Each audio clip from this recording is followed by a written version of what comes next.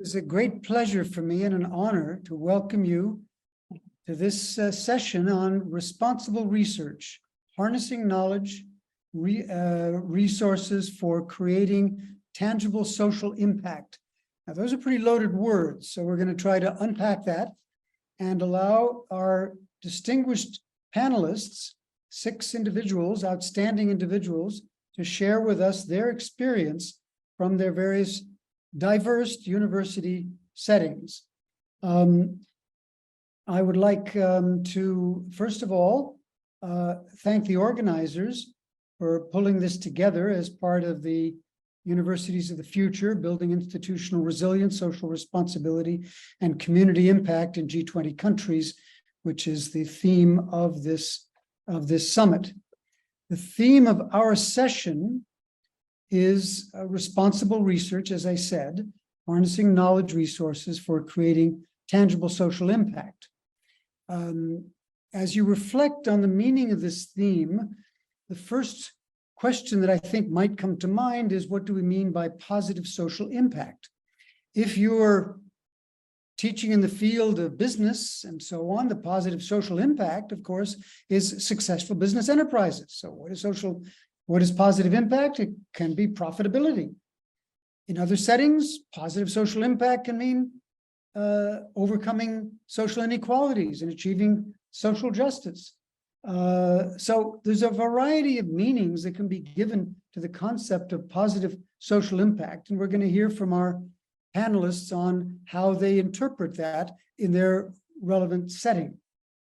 Second topic that we're focusing on and dealing with responsible research is, of course, what comes to mind first off for researchers, which is meeting ethical and legal standards for responsible research, meeting the requirements if you're doing human subjects research of an IRB, so that you are complying with the legal and ethical requirements of doing research. And part of that is, of course, transparency and integrity and accountability. And I would like to take the liberty of drawing your attention to a document that was adopted in a conference similar to this one on world-class universities. It wasn't the G20 at that time, it was BRICS and emerging economies. And we drafted at that point a set of principles on what we felt back in 2015 constituted the essential elements of a world-class university emerging from the BRICS countries and from emerging economies. And on this first principle that I'm talking about of ethical and legal standards, the principle 3 articulated that research should adhere to the highest research standards and have to meet the special challenge to promote and produce the highest quality research at the various levels of education. It is essential that all who engage in such research adhere to the highest standard of academic honesty and integrity, in particular, that they ensure that all ideas, data, findings, reasoning, conclusions, and recommendations that are not original are be properly attributed and should not interfere. Governments should not interfere with the autonomy and academic freedom of higher educational institutions. So those are some of the previous attempts to address this issue that we will be addressing on this panel. Then the panel will turn to the question of research findings. What is the purpose of harnessing knowledge? What do we mean by that? How do you translate research into social impact? I think that is obviously a way of understanding responsible research. What is done with it? What is the impact?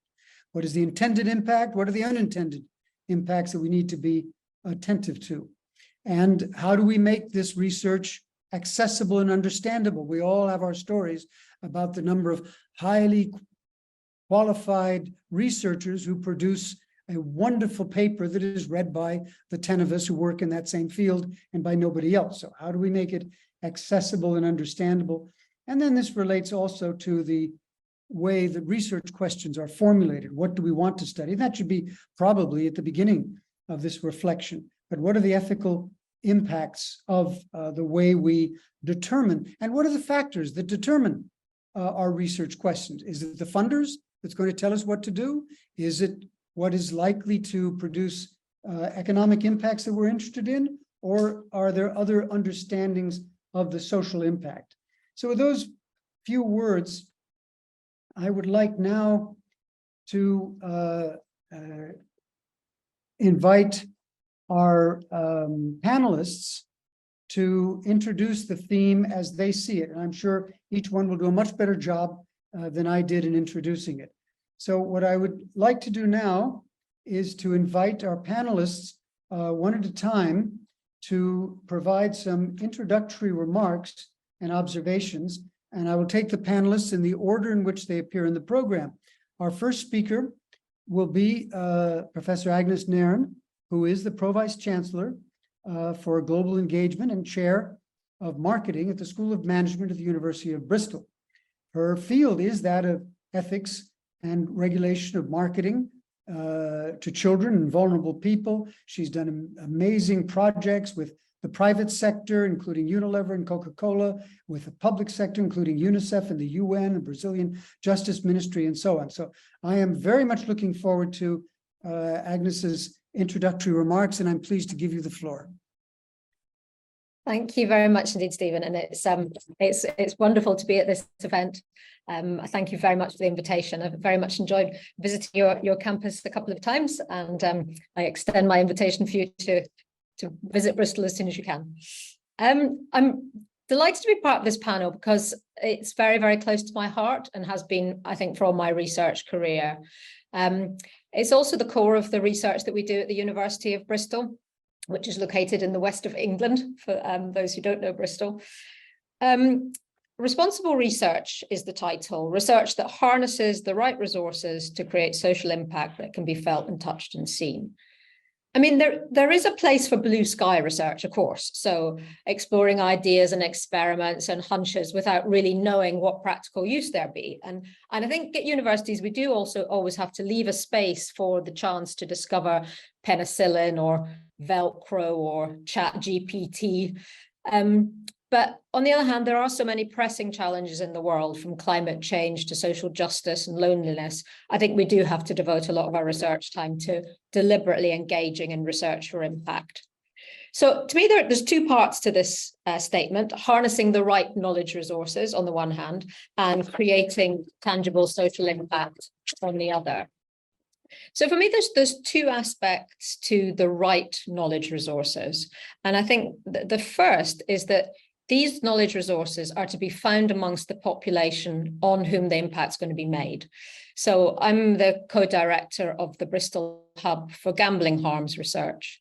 So our research questions are co-created with people who have lived experience of gambling harms. So we work with the footballer Peter Shilton, who suffered from terrible gambling addiction, and we work with the support groups that he's set up. If we're working with the Global South, we try to ensure that the research and questions are led by the country where we're going to have the impact, and that we use the knowledge frameworks, the epistemologies, even the languages from the cultures where we're researching. And we try to make sure we don't simply extract data from the global south, snatch it away, process it in Bristol and turn it into papers where Bristol academics are the lead authors. We want to turn that on its head, and we want researchers in country to be the principal investigators of grants and the lead authors on papers. And we think that is one definition of responsible or equitable organization of these research resources. I think the second part of the right knowledge resources is applying methods and frameworks and theories from a range of disciplines. It's pretty rare that a single lens from a single discipline is going to illuminate a whole answer. So our Bristol Digital Futures Institute, for example, is very deliberately run by an engineer and a sociologist. And that makes sure that the future of robotics and AI and algorithms also includes a social context. I mean, there's no point in having a robot for company if they don't have a sense of humor, for example. So that's my sort of two takes on the knowledge resource part. Then there's the creating the tangible impact part. Well, I think if we do co-produce our research from the outset with those who have lived experience or embedded in the country and culture we're investigating, then we've gone quite a long way to making that tangible impact more likely, because we have a sense check as we go along. But I think the other thing we need to understand is the ecosystem of the research.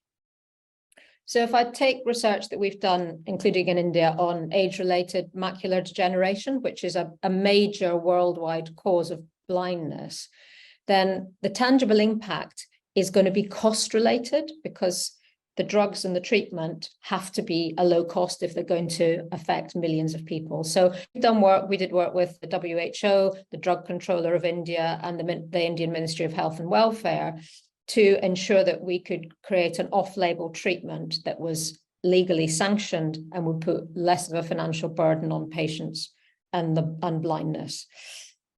Then I suppose the other part of the creating tangible impact, I'm a professor of marketing, as you said, so of course I strongly believe that creating the tangible impact is about communicating with the right people in the right way.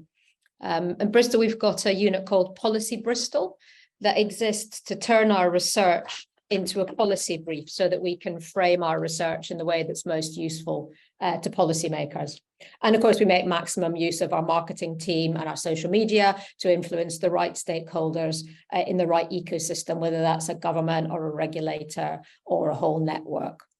So for example, we did some work on mapping global flood risks, and that's been used by online tech companies and insurance firms, supply chain managers, financial authorities, and others. So I think in conclusion, the right knowledge resources are co-created with those who are going to have the impact made on them, and they're interdisciplinary. And the tangible impact is created by co-creation, by understanding the network of influential stakeholders and using your marketing power to communicate in a relevant and effective manner.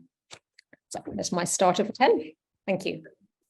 Thank you very much indeed. The right knowledge resources was exactly where we wanted to begin. Your research on dealing with issues of blindness and gambling addiction and so on opens our minds to reflecting on the diversity of research challenges and dealing with robots and tangible impact ecosystem of research. What a wonderful way to begin. And I'd now like to give the floor to Sir Anton Muscatelli. Sir Anton is the Principal and Vice Chancellor of the University of Glasgow and is an economist by training. He was chair of the prestigious Russell Group of UK researchers and many other qualifications that give us great pleasure in asking him to make his 5 minutes of introductory remarks on the theme of this paper. Sir Anton, you have the floor. Well, thank you very much, Stephen, and thank you for inviting me to be part of this distinguished panel. It's a real pleasure, actually, to be a guest of JGU. I had the pleasure of being with your founding Vice Chancellor at the Times Higher Education Conference in New York when we were talking about shaping the trajectory of merit for institutions. And to my mind, that's central to what we're discussing here, is how we harness these resources to have the best impact for the communities that we serve. So in a sense, I'm actually picking up very much on similar topics as Agnes. If I think of my university, in a sense, what we do is actually set out in our founding statutes. Glasgow is, as you mentioned, one of the Russell Group universities, one of the big civic universities in the UK, but actually we're also an ancient university. We were founded 572 years ago. And if you look at our founding document, which was at that stage a founding document by the church, which established Glasgow, it talks about the reason for us existing is for the benefit of our local community and what we are going to do in terms of the seeds of knowledge that come from the university and how that impacts on that. So let me pick up on that. And I think, as Agnes said, and it's really important, you can't do everything top down and simply driven by the applications of research. For a university like ours to be effective in this field, harnessing those resources require us to really harness that bottom-up effort, which is often around basic research. And pleased to say that we are obviously very strong at that, but increasingly, we're trying to see how, as universities, as anchor institutions rooted locally, we can have a really genuine impact on our local community, as well as serving, of course, our global community. And let me give you a couple of examples of that. One of the big issues for us, we're a big biomedical university, health and well-being. Our health and well-being researchers are working very much with our local NHS.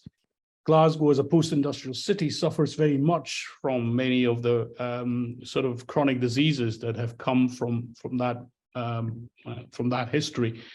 And increasingly, what we're trying to do is harness techniques such as precision medicine to try and look at chronic disease, multimorbidity, working with the NHS. And just last week, I had the pleasure to sign a strategic alliance with GE Healthcare to look at ways in which we can use medtech and precision medicine to actually improve things locally. But I don't think the local and global are at all in tension here. I mean, we are very much committed to doing our very best for all our global community. And to give you one example there, I mean, over the last few years, and despite the disruption of COVID, we established a joint healthcare program with Malawi. Glasgow, Scotland and Malawi have a historic partnership which has lasted over many, many years. And we've been looking at the ways in which we can help them deal with issues of chronic disease in sub-Saharan Africa, for instance, around diabetes, around cancer, cardiovascular disease, which are very common. They have different manifestations, but actually we can learn a lot from each other. So, and these are partnerships based on equity. It's very much about building up capacity, building up human capital in our lab there with local scientists to ensure that it is of mutual benefit. So these are just a couple of examples of how we try to do things locally and globally. The other thing which I think in terms of harnessing our resources, which matters, is what our community tells us in the sense of our students. From my own institution's perspective, in 2019, we were one of the first UK universities to declare a climate emergency, very much pressed by our student body that feels very strongly about what is happening around climate change. And in 2020, we launched a cross-disciplinary Centre for Sustainable Solutions, and we published our own Glasgow Green Strategy for achieving carbon neutrality by 2030. Now, that wasn't our original objective. Our original objective was to do this on a longer timescale, but it was our students who pressed us to move quicker and at pace, and we accepted that we needed to do that. And as part of this, last year, we launched the Gallant Project, which is a partnership project with Glasgow City Council to use our city as a test bed for sustainable solutions, looking at areas like halting biodiversity loss, addressing flood risk, regenerating derelict and polluted land, and sustainable energy systems, active travel, inclusive mobility. And we received about £10 million from UKRI to support this living lab. But for us, it's also about collaboration. And let me end on that because it's really, really important. Increasingly, we are directing a lot of the research and knowledge exchange that we do around the UN Sustainable Development Goals. I spoke about this at the Times Higher Education Summit with your Vice Chancellor. It's something we are increasingly using as a prism to judge the way we do things and the impact that we have. And increasingly, we are looking at fostering partnerships because I think one of the things that really has struck me about our international partnerships is that the complementarity is just incredible. There's no way in which as single institutions we can achieve the goals that are we set out for ourselves when, for instance, we look at the UN Sustainable Development Goals. So increasingly, we are basing a lot of what we do around strategic research and knowledge exchange partnerships, trying to be the best we can for the best thing we can do for the world. In fact, and one of the strap lines we use in this space is that we don't want to simply be one of the best universities in the world. We want to be the best university for the world. And that involves working with other people. So in other institutions, last year we opened our new Mazumdar Shaw Advanced Research Centre with grateful support from Kieran Mazumdar Shaw, founder of Biocon in Bangalore. And much of the research that we're doing there is aimed towards global sustainable development, but we can't do that alone. We have to do that in partnership. So, Stephen, maybe I'll stop there because I do think an increasing drive towards international partnership, I think, has got to be, the touchstone of what our institutions do in this space. Thank you very much, Anton. This was a splendid way of seeing how the local and the global interact. 500-year-old institution that is created to serve the local community has succeeded in doing so, and that has also succeeded in taking its specialization in biomedical research and med tech and so on, and applying it, making it available around the world through your collaborations in Malawi and elsewhere. I think it's quite an impressive record, and with the current focus on climate change, with pressure from students and your commitment to the SDGs, has been, I think, an outstanding example of what we really mean by responsible research. I'd now like to ask Robin Mason to take the floor. He is the Pro-Vice Chancellor and Vice President for International Focus of the University of Birmingham. His field is economics, and he also has remarkable series of things, but I think it'd be better to give you the floor and let people read your bio, and you can share us your experiences on the theme of this panel. Robin, you have the floor. Stephen, thank you very much. And let me add my thanks to the previous speakers, to JGG for convening this excellent session, and thank you to everyone for attending. It's not easy following Agnes and Anton because they're clearly so expert. So I'll try to revise what I'm going to say slightly on the hoof so that I don't duplicate too much what has gone previously. But let me start in a similar place to Anton. The origins of the University of Birmingham. We're not quite as old as Glasgow. We're a bit further south. We're right in the middle of the UK, in an industrial city that was at one point made 3/4 of the world's pen nibs. So it was a very industrious city, lots of jewelry as well, but it lacked a university. So in 1900, the university was established, founded by Queen Victoria, the vision of Joseph Chamberlain, who was the mayor of the city, for the benefit of the city, really to train the workforce of the city. That's what it was there for. We in fact graduated our first students from India in 1909, so there's a long-standing link between the University of Birmingham and India. 124 years later, the university is much more global in its focus, but it's still deeply rooted in its city and its region, and deeply rooted in the notion that, as Anton expressed it so well, a university needs not only to be good, but to be good for something. So again, as others have done, let me try to answer the exam question. First part of it is the notion of responsible research, and at least for us, that there's an ethical, legal, regulatory aspect to that, which is becoming ever more complex. But also, and I'll just kind of inject this as a thought into the discussion. I think there's a very live area of debate and consideration about how universities best go about addressing research questions that are controversial, that they're areas for dialogue where that dialogue in other arenas can be very tricky. And I do think universities have got a really important role to play, but that's difficult landscape to navigate sometimes. If I move on to one other aspect of it, which is this tangible social impact. And actually what I thought I might inject in to this discussion is a little bit of how the context for that has changed in the UK.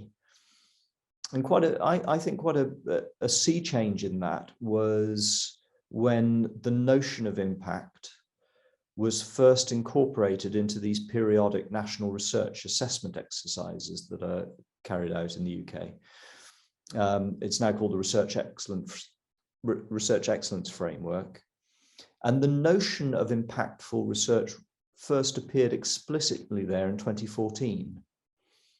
Now, others from the UK will recall, at least my recollection at the time was that there was a certain degree of skepticism about whether this was a good idea. But actually, I think time has shown that it's really rounded out universities' view of their work, and it's allowed universities in the UK to demonstrate with a robust evidence base the scale, the breadth, the depth of the non-academic impact of their work. And that non-academic impact isn't just economic or commercial, it's also social and cultural.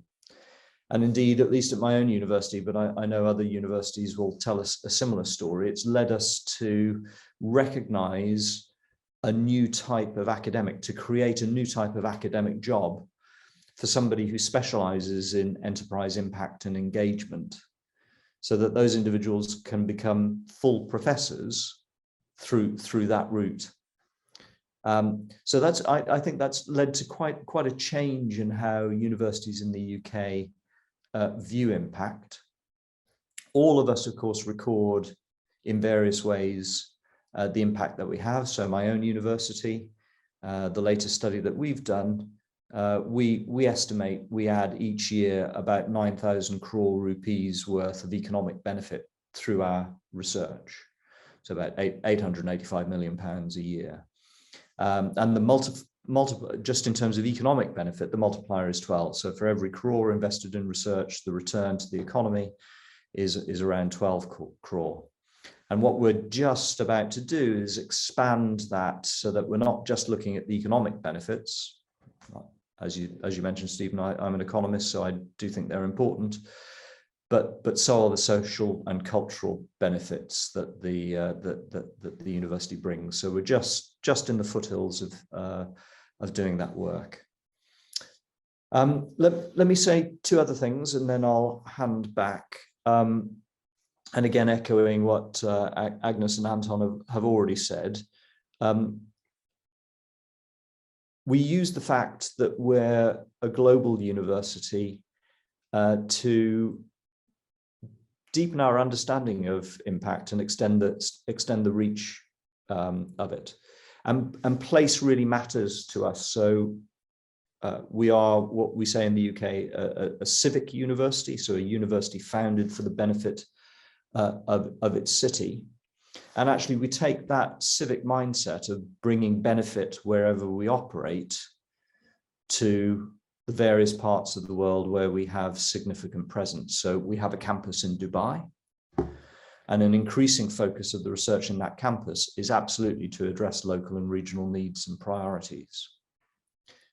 We engage a lot in India. We have an office in New Delhi, and the large majority of the engagements that we have with India are closely aligned with the priorities set by the Indian government.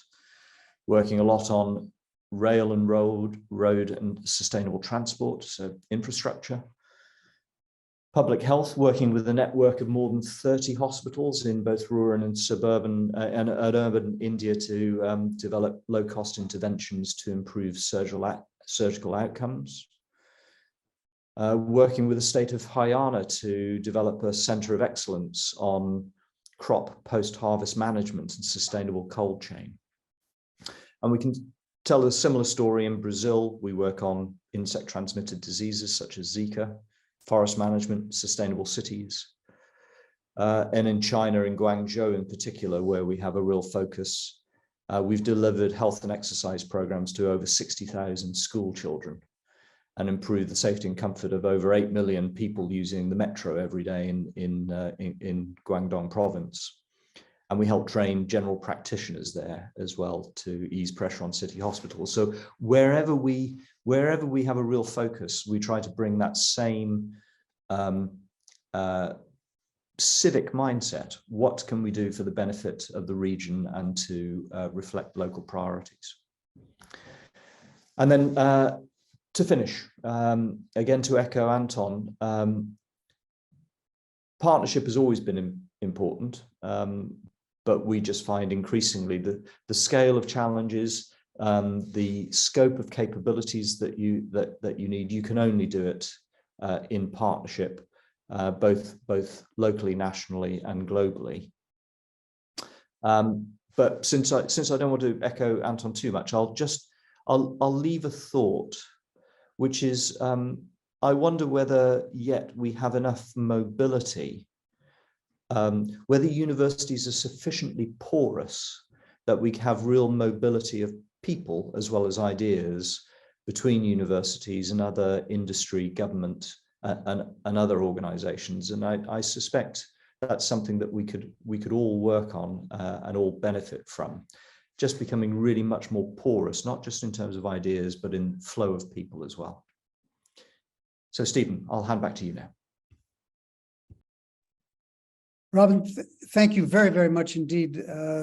I'm thrilled, as I'm sure many of the other viewers are, to learn about this university created in 1900 by Queen Victoria, and that has been rooted in the local needs of industrialization at the time, and has advanced in all the exciting directions that you've described, and as you seem to be deeply committed to the utility of such things as the National Research Assessment that you described, the sea change relating to that, and the impacts of various other research-oriented programs, and the benefits of the international collaborations that you've had in Dubai and in India, including right here in the state of Haryana, where we are, in Brazil and China. I can't imagine a more powerful range of countries for you to be in, and the experiences you have must be extraordinary in that regard. Let's now move to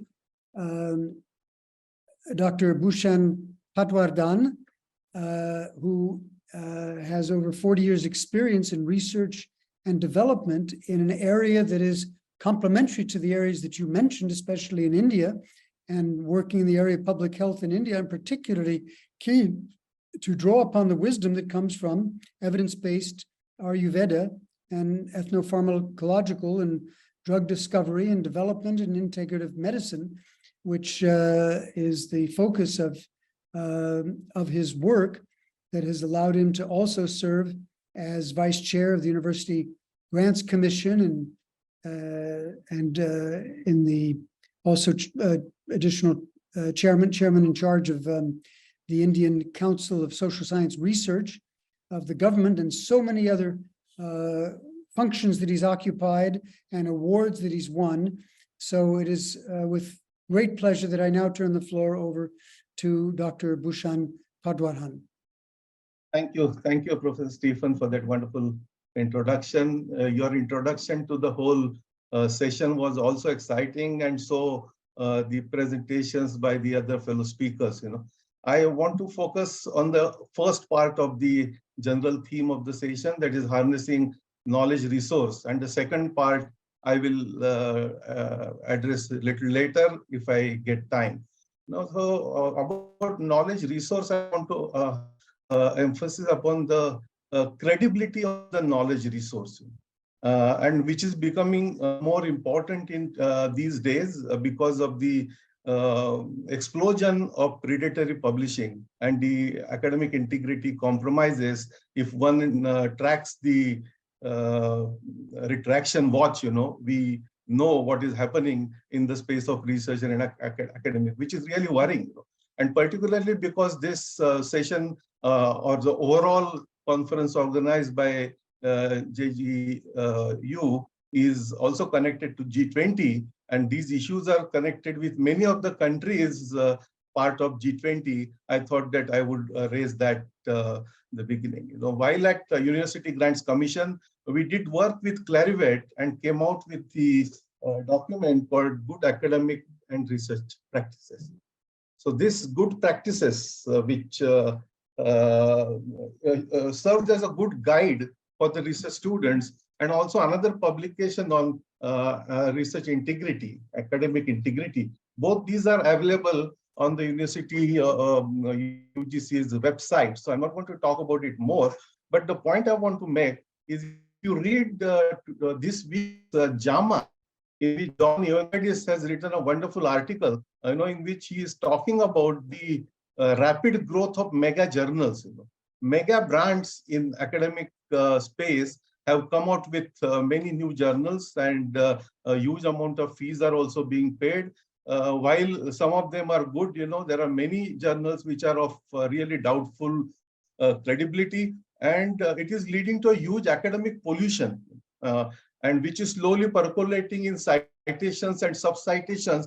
And so the original source credibility has become extremely important. I believe that science for society approach is extremely important. Science for humanity, or not for humanity, actually science for planetary good. So science research actually can give us solutions.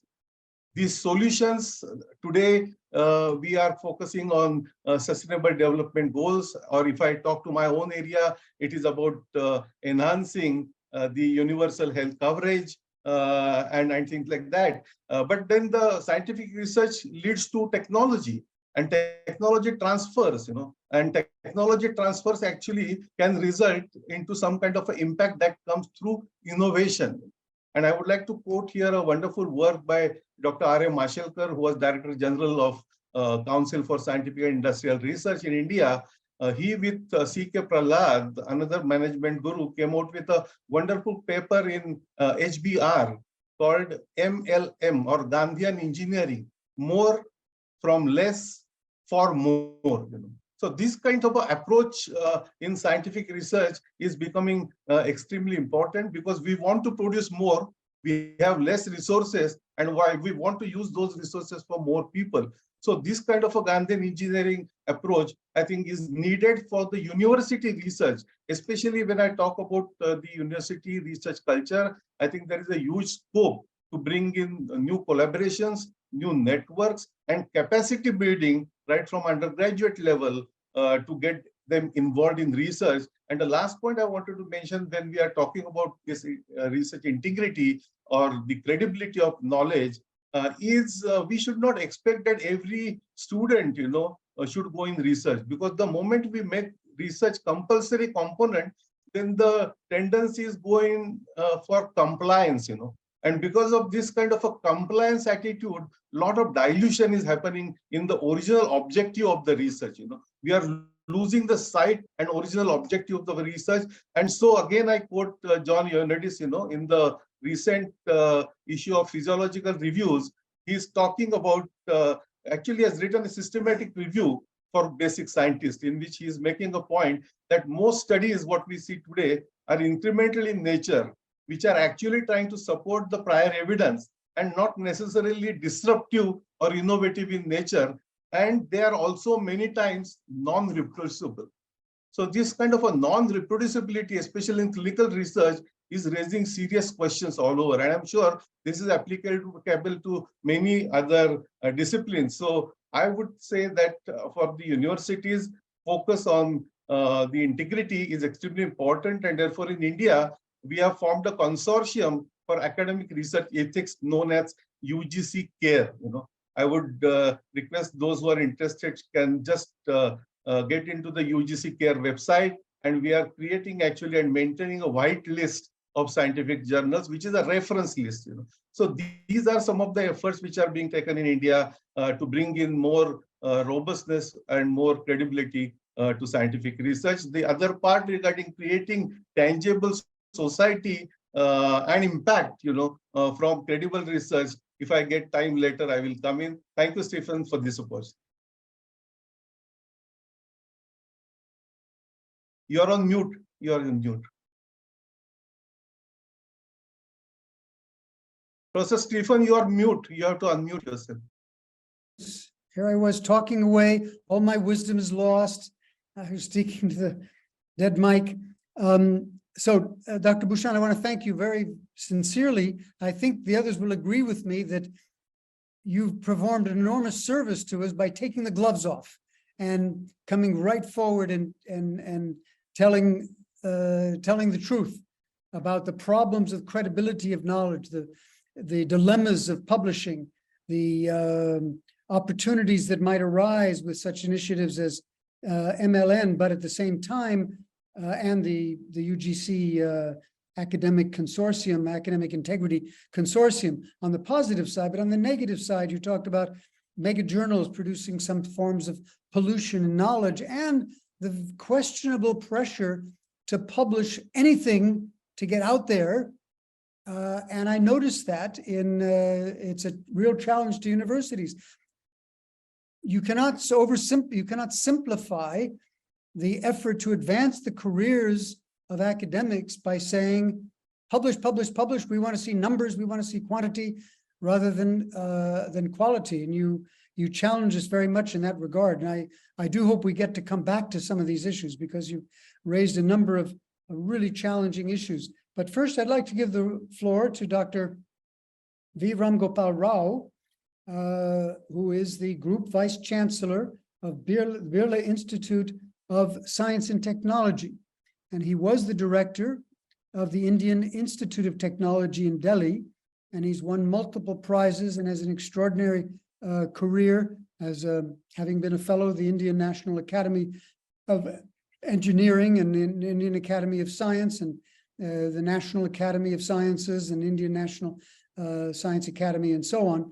A very, very distinguished scientist who will now add his preliminary remarks. Dr. Rao, I have great pleasure in giving you the floor. Thank you very much, Professor Marx.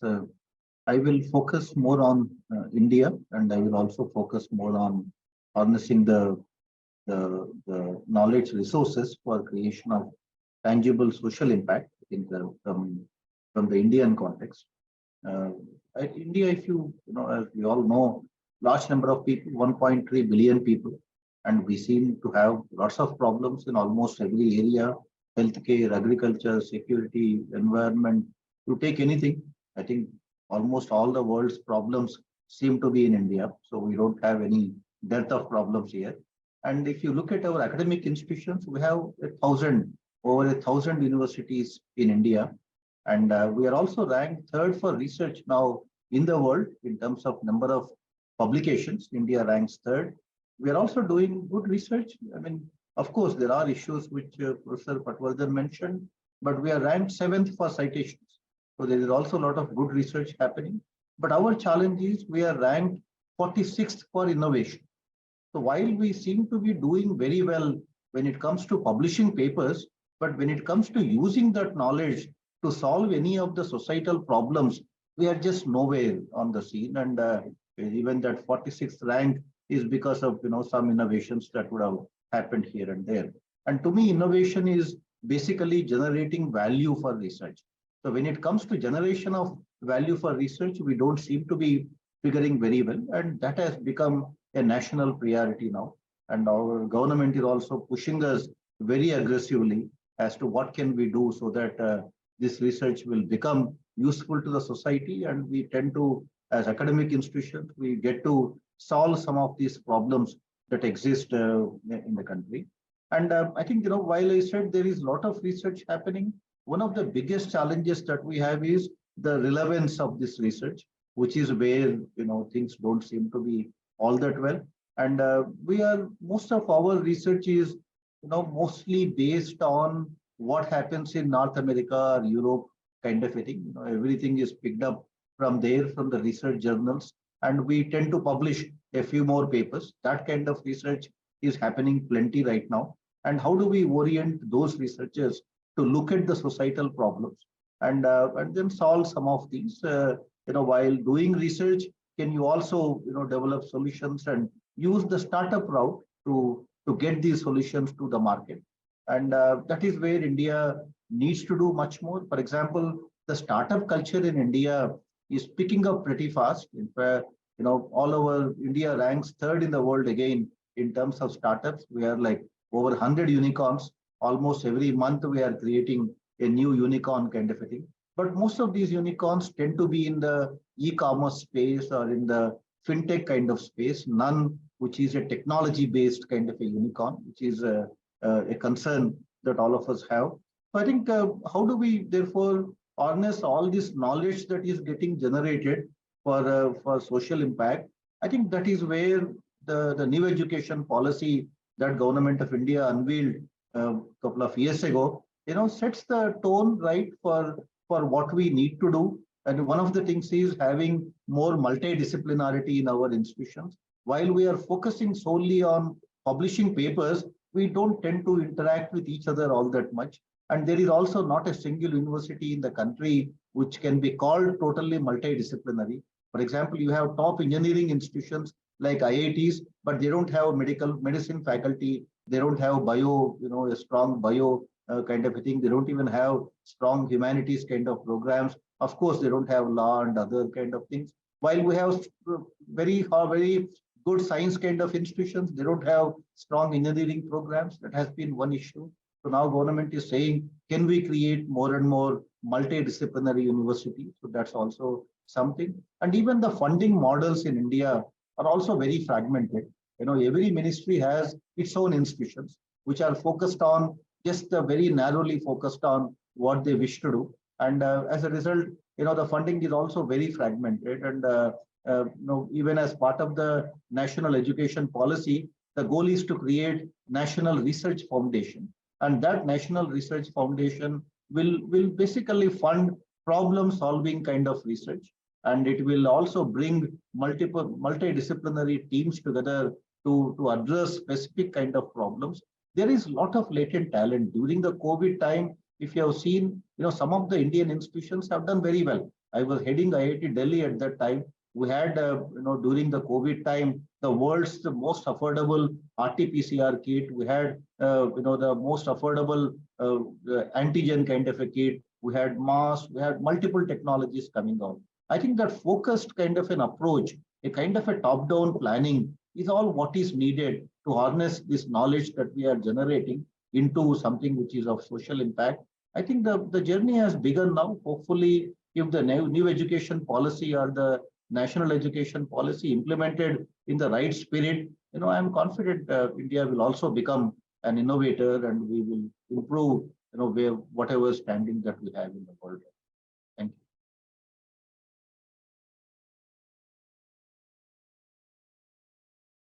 you. Dr. Rao, you've quite succinctly, but quite brilliantly focused on the need for addressing tangible social impact, that the production of knowledge through numerous universities and production of published papers does not answer the core question. You so forcefully brought home the idea that what really matters is the tangible impact, which requires a number of things that you mentioned and that are reflected in the national education policy, which seems to be a great step forward, but needs to be implemented in terms of genuine interdisciplinarity, which is a challenge to all universities to provide, to go beyond either the focus on STEM or on medicine or on humanities. How do you bring them together?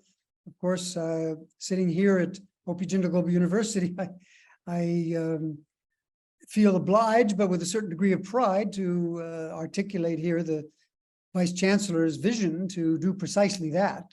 But it has to happen now. We've established a certain amount of credibility in a range of fields that excluded STEM and medicine, and the ambition now is to move in that direction, to provide that transdisciplinarity that you alluded to.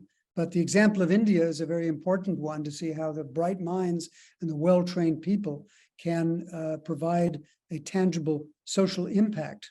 Our final speaker is Dr. Sitharam, who is the chairman of the All India Council of Technical Education of the Government of India, and he was the director of the Indian Institute of Technology in Guwahati. And I was just a couple of weeks ago in Assam for the Borderland Learning Festival, one of the most amazing events I've ever attended. Imagine bringing together 10,000 people for a learning festival to demonstrate the value of learning and so on. So impressed by your state, and I am now looking forward very much to hearing your preliminary remarks on the theme of this panel. Dr. Sitharam. Thank you, Stephen. Really pleasure to be here. And I'll also thank Dr. Rajakumar for inviting me for this. If I see the previous speakers, all of you are now either heading the universities or in a university system. But now I am out of the university system. I am at the All India Council for Technical Education. I just would like to briefly tell you about that, only 1 or 2 lines, so that the other speakers understand what we do.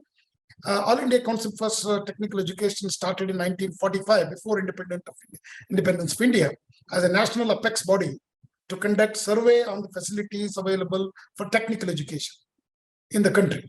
Today, it is a statutory authority for planning, formulation, and maintenance of norms and standards in technical education, quality assurance through accreditation, funding in priority areas, monitoring and evaluation, maintaining parity of certification and awards, and management of technical education in the country. So it's a broad scope. So responsibilities are also quite a challenging one.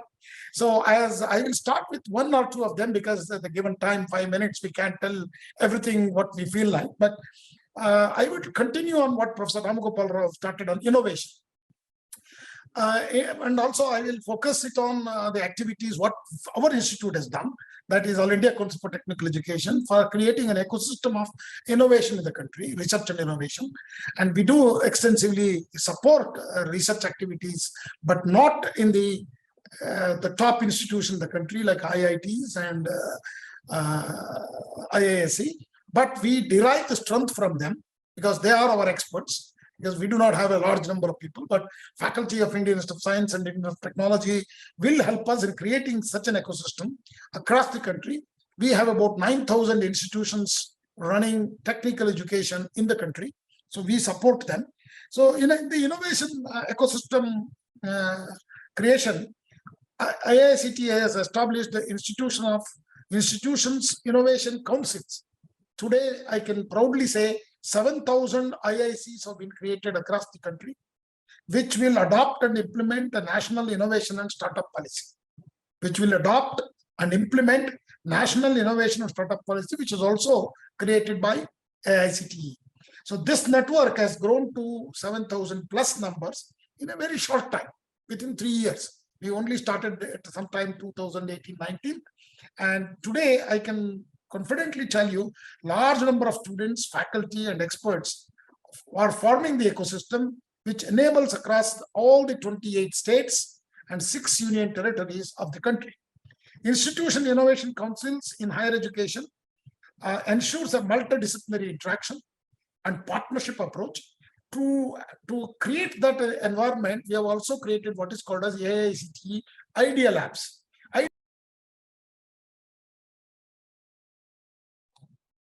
Idea Labs are physically, we have given them, state-of-the-art equipment at every institution. 100 such Idea Labs have been created across the country, in particularly rural setting, to create an environment for research and innovation ecosystem. I would say that the social impact, particularly in the topics like climate change, racial inequality, hunger, poverty, or meeting the sustainable development goals. I think many of these, technologies, what our researchers and scientists are getting, we are actually creating them as sort of a challenge through hackathons. AICTE has done large number of hackathon, both problem solving for the government and also creating, an ecosystem, and the students will be able to pick up a practical problem, solve them through hackathon in a 36 hours or 48 hours time period. And a lot of work has happened in that. And then the recent one was, we had UNESCO Africa hackathon, where almost 25 countries from Africa came all the way to India and participated in this hackathon of 36 hours and solved the problems of real life problems, what we obtained from the government of India as well as government of Africa, and such realistic problems which we throw it out to the youngsters, and which they will sit and do that. And another area where AICTE is heavily working is on the digital technologies, bringing Indian content that means we are translating many of the textbooks what our professors are writing into 13 languages, and our goal is to do it in 22 languages. I'm very, very proud to say that today our eKumbh portal, which hosts these different languages textbooks, have hit more than 2 lakhs hits, and 45 countries have downloaded these technical materials. They are written in different local languages or regional languages. The last one I would like to highlight is we do a lot of teachers, technical teachers training, and also encourage collaborative research.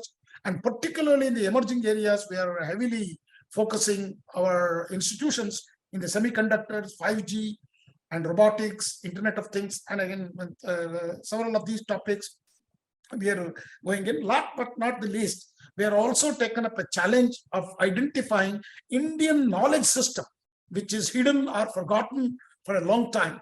We wanted to revive that through a proper scientific methodology. So because being a government institution, I wanted to say the initiatives taken through AICTE, but I don't want to go on. I would like to stop here and maybe listen to all of you and share if there are any thoughts to be shared in the next round of discussion. Thank you very much. Namaskar. Thank you very much indeed. What an exciting array of undertakings of AICTE. You focused on innovation, and this was one of the themes that others were hinting at. You focused directly on it. How do we achieve how you can achieve, you have achieved through your network of 7,000 in 3 years to focus on interdisciplinarity, the hackathons that have produced the results that you described, the digital technology, the training, and then an area that I'm learning about for the first time from you, which is to revive the Indian knowledge system and see what can be brought out from the past that can help us understand better the challenges of the future for our topic. And now our biggest challenge, of course, is that we have 15 minutes left, and we have 5 questions and some questions from the audience. Sorry.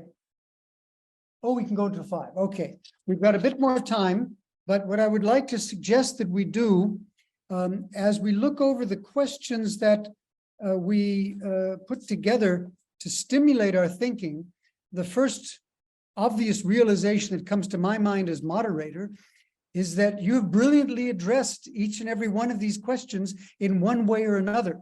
So I think the only way for us to profitably utilize the time we have available, limited time we have available, is for me to pose these questions one after the other and allow those of you who think, oh, I forgot to talk about this. Oh, I wasn't quite clear on that, to jump in and say, yes, let me remind you of this, or let me complement the information that I provided previously with the following. For example, question 1 is, can you describe any initiatives or program that your university has implemented to support researchers in conducting responsible research and translating their findings into evidence-based policies and programs? Now, most of you gave examples of that sort of thing, but if you want to stress any particular initiative or program that supported researchers or any additional ideas that occur to you, I would like to give the floor to the first person who is motivated to jump in on this question. And essentially what we're getting at here is, yes, ideally you'd want researchers to engage in this way, but how do you support them? What do you do? Do you set aside a fund and say, embark on research, make an application, we'll fund you? What do you do? How do you support researchers in meaningful ways? What have you learned from your experience? Who would like to be the first one? I'm sure Agnes has some ideas on this one. Yes, Agnes, please go ahead. And then we'll hear from Sir Anton. Sorry, I didn't mean to put a thumb up. I meant to do a raise. Okay. Oh, it looks like Agnes is frozen. Oh dear. We have a problem.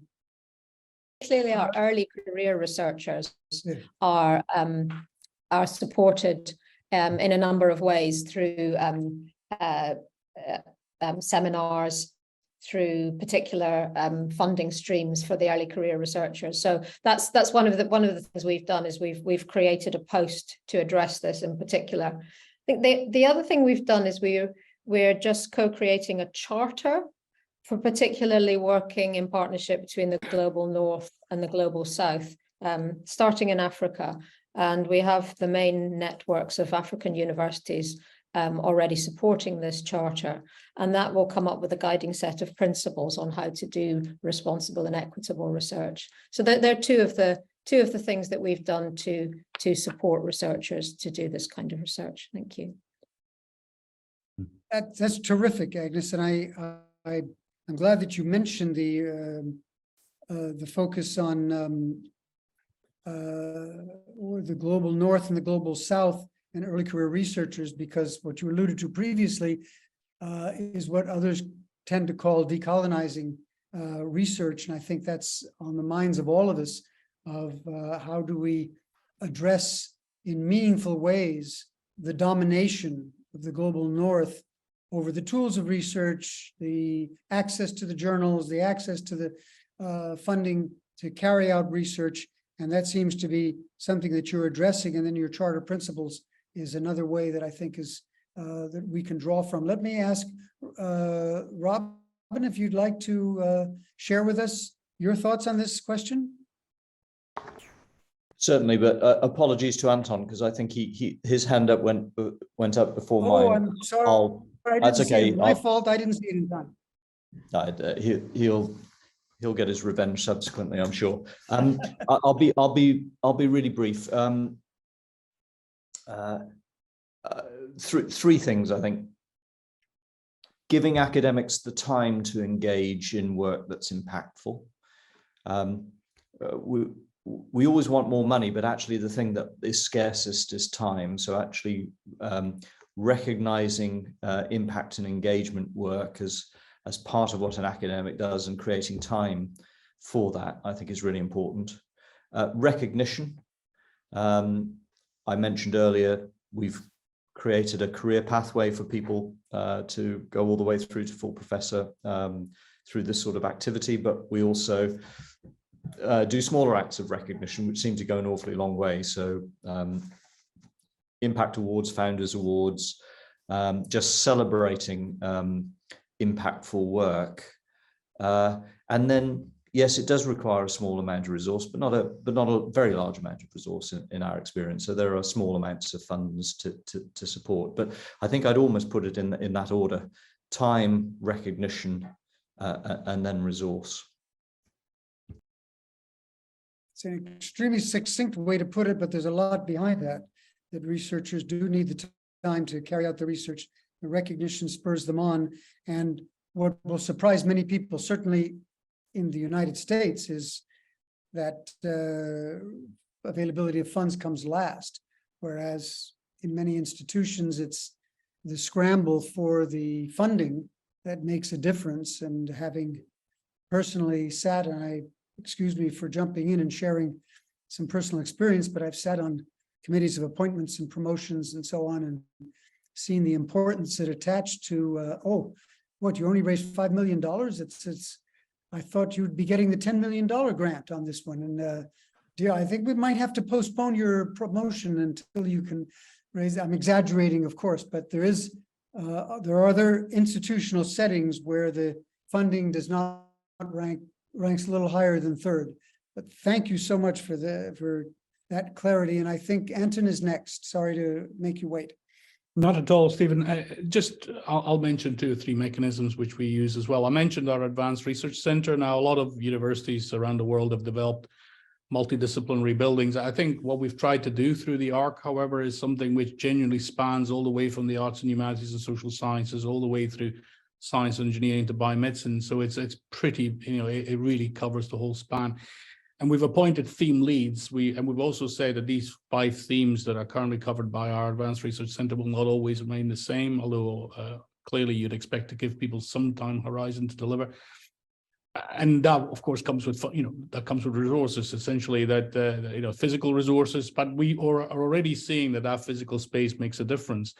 Not only, but if you're a PhD student and you're, any of our PhD students, even if your group is not in that building, we are increasingly making that a focus for our PhD students, so to try and create a bottom-up momentum around this. Robin mentioned impact acceleration. We invest a large amount in that, actually, around impact acceleration accounts. Some of this is funded by UK funding, but it is absolutely aimed at giving people time to think about impact, whether that is social impact or whether that's, a spin-out company.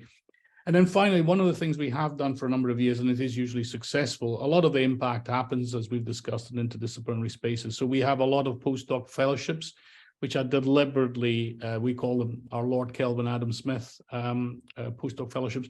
They are very much awarded to people from across different schools who want to work together on a research program. And so it is by putting, as you say, aside a pot of money, which explicitly encourages interdisciplinary research, and through that impact to our key themes. So, these are the kind of mechanisms that we find are certainly working.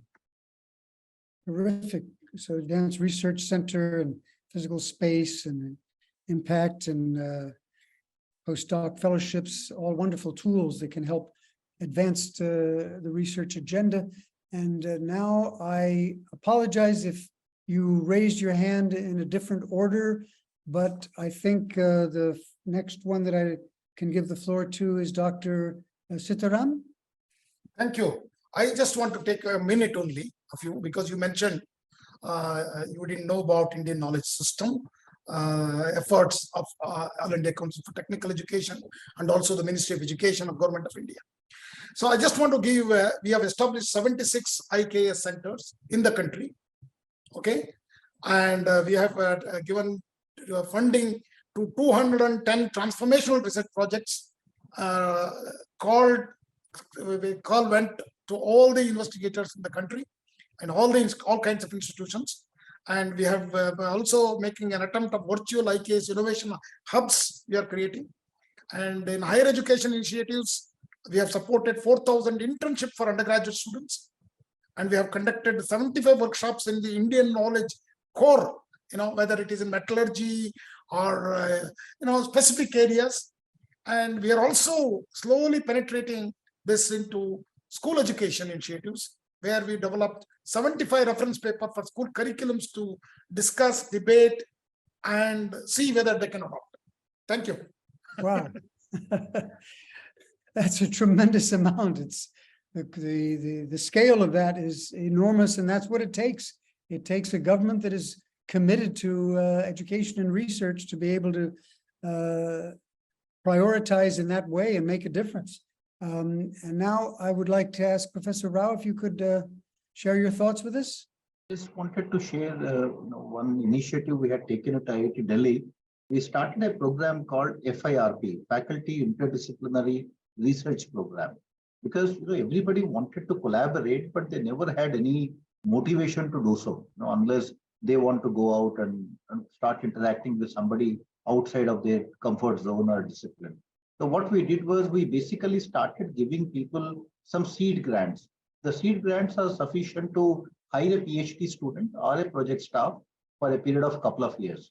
And once we started to allow people to write interdisciplinary projects and hire a person through the institute grants, we spent almost a couple of $1 million in funding multiple projects across the institute as seed grants. Almost like 100 groups were formed, over 50 groups were formed in 100 faculty or more in writing those proposals. We just put one single condition. We said, after 2 years of working together on a new problem that we have worked together, you need to go out and write external projects, meaning you need to get extra model support, because institute will not have infinite amounts of money. And our example showed that we invested about a couple of $1 million in funding funding research across the disciplines. The amount we received after about 3 years was about close to $20 million. So it's a 10 times returns is what we got in the people coming together and working with each other and then going out and then getting external grants. So that was a hugely successful program. I mean, I always say that if you solve the problem of bringing people together, I think they will solve all your other problems. Splendid. And I can see how that would be a stimulus that would keep the process going, provide momentum for continuing engagement with research. Dr. Bhushan, you have, Yeah. I'm sure you have some very useful things to share on this topic. Just one quick point I wanted to make. When we talk about research funding, by and large, our research funding goes to the STEM areas. And the research funding opportunities for humanities and also to some extent social sciences are very limited. I think we have to really seriously relook at our funding patterns so that we don't want our researchers to be right brain shrinked, isn't it? It's not going to be good for the society. So the focus, science technology research funding is obviously means I am in health research, it is easy for me to get a funding for drug discovery. But if I want to do something about basic health, I don't get funding easily. So this kind of a mindset change in the funders to give equal or relatively better deal for the humanities and social sciences, we should keep in mind. Thank you. Thank you very much for that. Obviously, I can't resist saying that, as I said a moment ago, this university was founded on building the social law, social science, and related disciplines, economics and finance and banking and international relations and government and public policy and public health as the focus, and leaving STEM and medicine for the future. And of course, exactly what you describe is the problem that one encounters is it is difficult to find resources to stimulate research. And that's where this university has had to be very innovative and find some of those resources to get it all started. But I think this is a problem that that others face. And I think it's related also to several of the other questions. We have a quarter of an hour left, and I think the only way to give you an opportunity to address the questions is to take several of them at once. So if I can read questions 2 and 3, how does your university engage with stakeholders, including community members, policymakers, and practitioners, to ensure that research questions are relevant and that findings are effectively disseminated and utilized? And I'm going to jump to question 4, which comes a little bit closer. How do you prioritize research questions that address real-world problems and have the potential to create tangible social impact? And what criteria do you use to evaluate the potential impact for your research? So these 2 questions, 2 and 4 here, combine the concern with identifying the stakeholders. Whom are you engaging to do the research with? Whom do you want it to have an impact on? And how do you define the research questions that are meaningful to create this tangible social impact? What lessons? You all have enormous experience, and that's been so impressive about this panel. It's been such an honor for me to hear you speak. So with your enormous experience, what are your takeaways on how you engage with relevant stakeholders and how you clarify the research questions that can be meaningful to those stakeholders? Who would like to contribute first to this question of who are your stakeholders? Obviously, we've heard several examples of universities founded to serve the local community, and you've broadened into serving a global community. You've broadened from being European or UK based to providing a focus on the needs of the global South and so on. So what other takeaways? And I'm so pleased to see that both Agnes and Anton are going to help us with understand this question a little better. So Agnes, I'm pleased to give you the floor first. I think Anton was first again. Oh my gosh, there I am. It must be a bias on my part. Look, I'm very, very happy for Agnes to go first, but let me very quickly say a couple of things here, perhaps that might Agnes might want to pick up. I mean, it's really tricky because inevitably, I think the universities look at this from one end of the telescope. A lot of our local communities and if you like, users of research look at it from the other side of the telescope. One of the things we've had to learn is to try and find the right fora to have these discussions so that they can be translated into language and issues that can be understood by users of research. So if I think of our local community, it's not just local leadership. So it's not just the civic leadership, the city council, the local economic development groupings. It's also genuinely local community leaders. So for instance, I mentioned our development around precision medicine. That is in one of the most deprived areas of my city, literally one of the poorest areas of the country. And the immediate suspicion, as soon as you try to create, whether it's a new building or a lab or research activity or knowledge exchange activity, is that this will not benefit the local area. So we've been actually engaging with community councils to make sure that people understand that this can be of benefit, but also to listen. And for us to listen, what are their concerns? Why do their communities feel that they've been left behind around when economic development has been delivered? And so, this is really important. Listening is hugely important. I think that's the one takeaway I would have. Similarly, when I talk about the global collaborations, I mentioned equity as a principle. It really is important. For too many years, we've seen, certainly for us in the global north, we've seen research collaborations between the global north and the global south as being our vision. And if you would like to come along on this journey, please do come along. But that is totally wrong. I mentioned the Malawi partnership. It is genuinely a partnership of equals. The research agenda has to be equally set in global north, global south partnership. So that's the other takeaway I certainly have from my time here in Glasgow, that you need to have equitable partnerships, whether you're dealing with local engagement or whether you're dealing with global engagement, and listening is a huge part of that. Very important lessons on listening in the local level and being open to and being genuine and respecting equality in the agenda setting with your global partners. Agnes, would you like to join in on this topic?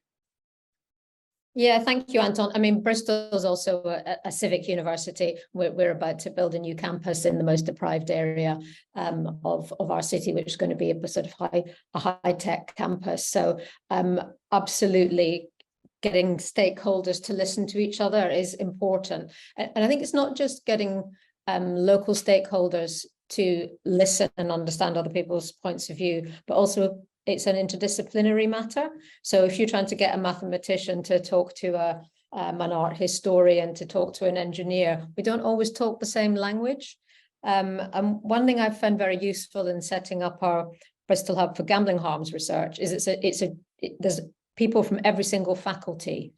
And what we did is we have a unit in Bristol called the Brigstow Institute, which exists to help different stakeholders who speak different languages and have different priorities to discuss together. So you get around and you say, right, let's just acknowledge that we all have different points of view. We look from different ends of the telescope. We have different ways of interpreting things. We have different priorities. We have different budgets. And let's be upfront about that and work out a way of working together. And we've found just addressing that head on has been really powerful, and the kinds of workshops that our Brigstow Institute create and co-create with people have been, as I say, just very powerful in bringing constituents together.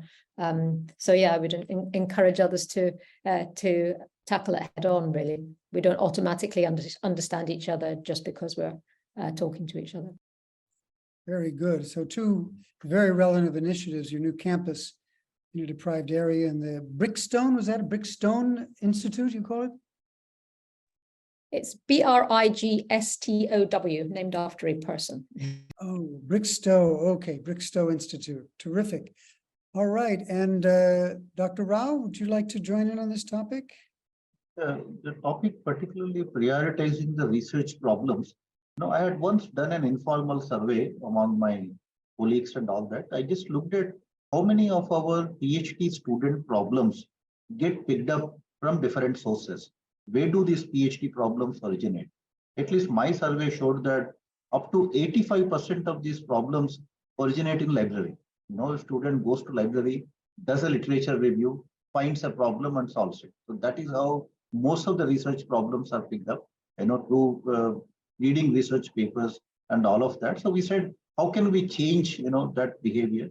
So then we started to aggressively connect with the strategic agencies, the defense, the space, which are the two most important strategic agencies in the country, and also with industries, with even the grand challenge kind of an approach, bringing in our humanities department into focus, asking them to lead the grand challenge initiative, and also through a program called Unnat Bharat Abhiyan, that is a national program IIT Delhi coordinates right now, where the idea is to connect the rural problems with the deep technologies, deep technology research happening in academia. So using all of these means, either through connections with strategic agencies, industries, grand challenges led by humanities, or the Unnat Bharat Abhiyan, the rural kind of problems, we were able to change that behavior pretty significantly. So now there are at least 200 faculty members who don't, who pick up problems from these other sources. So I think that was very successful initiative, you know, in terms of changing the behavior of, you know, where do you pick your problems from.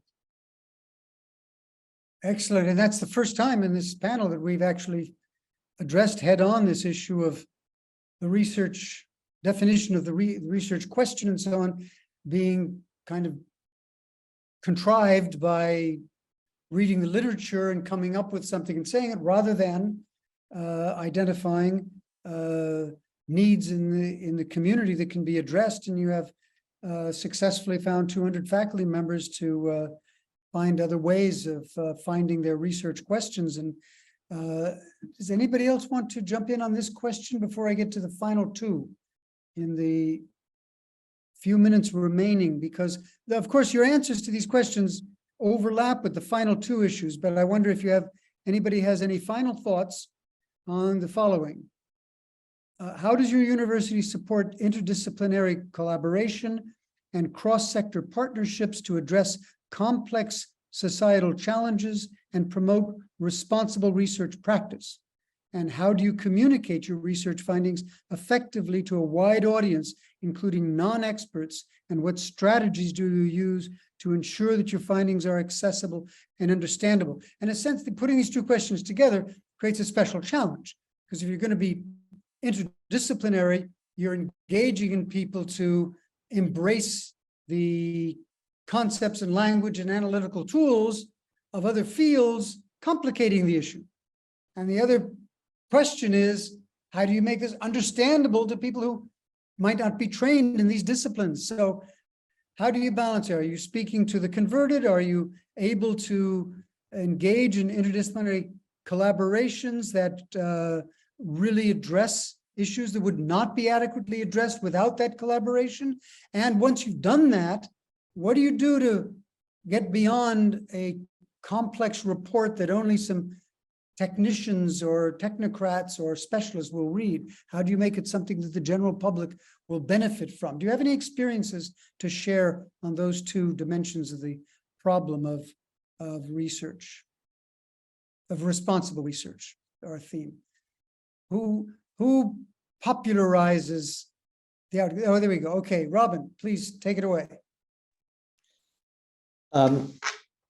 So I won't address all of that, because there was lots of terrain in there, and just the interdisciplinary research on its own could take the remaining time. So let me just talk about two things that we do that seems to make a difference.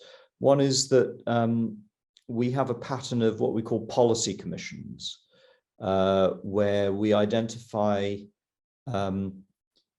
questions that we think will be of general importance and interest, particularly to policymakers, and then we set up a commission board to direct that. We feed in the academic expertise of the university. We conduct interviews and a round of workshops and seminars, and at the end of it, write a policy commission report, which is meant to then influence policy in a given area. So energy policy is one that we've done recently, and that device of a policy commission has proved quite helpful. It gives you a convening power, and it gives you a focus for bringing together different parties. It also forces you to write the report at the end in a way that's accessible to non-academics, policymakers, and the public. The other thing that I point to is we've become quite deliberate about having a public engagement with research strategy. And space really matters on this. So quite recently, if you visit the University of Birmingham, and you're very, very welcome to, we'd be delighted to host you. We are maybe 3.5 miles out of the city centre of Birmingham, and have been since the foundation of the university. Relatively recently, we took over a really iconic building right in the city centre, and have devoted space in that building to public engagement with research. And even though it's not a large building, and it's not a large amount of space, it's been quite transformational in terms of how the public can encounter the work that's going on in the university that's only 3 miles down the road. So space and being quite deliberate about public engagement with research is really important. Okay, and the final speaker then will be Sir Anton. Please give us your final observations on whatever topic you wish.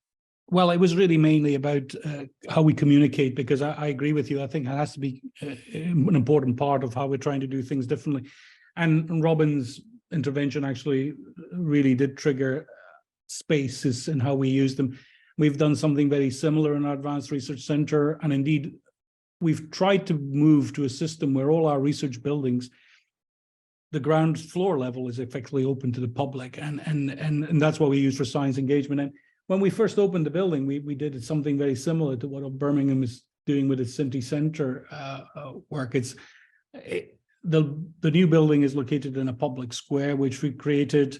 We've engaged with about 10,000 of our local community, essentially, having children's science festivals, these kind of things that will bring people in to find out what's happening in the university.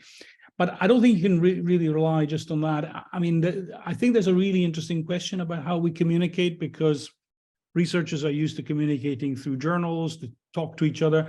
There are, of course, vehicles, whether it's everyday publications or vehicles, republishers like The Conversation, and platforms that do things that are really useful, which allow us to communicate to a wider audience. And of course, social media and other channels are very useful, but I don't think any of us have completely cracked it. I think there are still, there's still a really important thing about how we create a narrative out there that goes beyond facts and figures about the impact we have. We're very good at deploying facts and figures about economic impact but those fantastic narrative stories that can be encapsulated quickly, that make the general public be much more supportive towards university.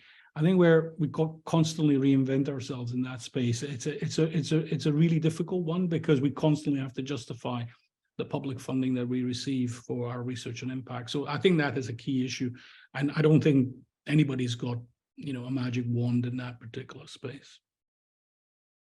Thank you very much indeed. And we have the particular advantage that we've exhausted the time, and you don't have to hear my summary of all of this. But I think the final words that Anton just shared with us is that we need to be constantly re-examining this, all of the areas that we've been talking about.